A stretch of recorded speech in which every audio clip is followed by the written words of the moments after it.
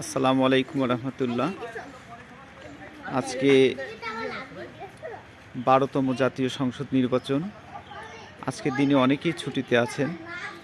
তো আমাদের এলাকার যুবকরা নির্বাচনের এই দিনটাকে ছুটির দিন কাজে লাগানোর জন্য নিয়ত করেছে যে মসজিদের এবং কবরস্থানের উন্নয়নমূলক কাজ করবে। আপনারা দেখতে পাচ্ছেন যে আমাদের কবরস্থানের কাজ চলমান আছে এবং মাটি যে আমরা অনেকটা এনে রেখেছি এবং পাশে দিয়েও দিয়েছি। তো আমাদের রাস্তার কাজের জন্য যুবকরা দেখুন কি সুন্দর কাজ করছে। আসলে ছুটির দিনগুলো যদি আমরা ইবাদতের দিন হিসেবে কবুল করে নেই, কাজ করার চেষ্টা করি, তাহলে আমার মনে হয় আল্লাহ তাআলাও আমাদের এই দিনটাকে কবুল করে নেবেন। দেখেন, আপনি হয়তো আজকে সুস্থ আছেন, বেঁচে আছেন, আলহামদুলিল্লাহ। কালকে কিন্তু আপনি অসুস্থ হয়ে যেতেও পারেন, অথবা কালকে আপনার মৃত্যুও হতে পারে।